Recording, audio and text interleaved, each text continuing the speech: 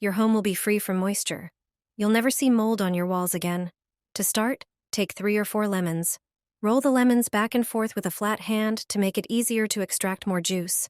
Lemon juice has strong antibacterial and antifungal properties.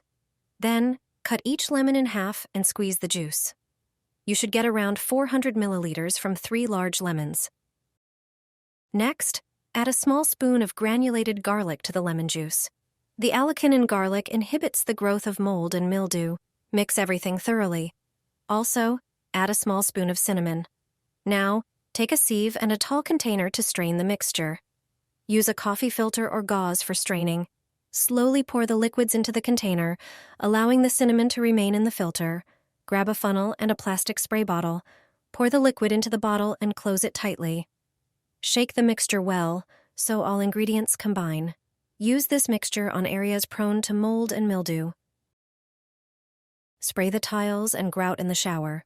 Leave it on for 20 minutes, then wipe the surfaces with a cloth. Mold and mildew around windows are common problems. This homemade solution will help you eliminate the issue once and for all.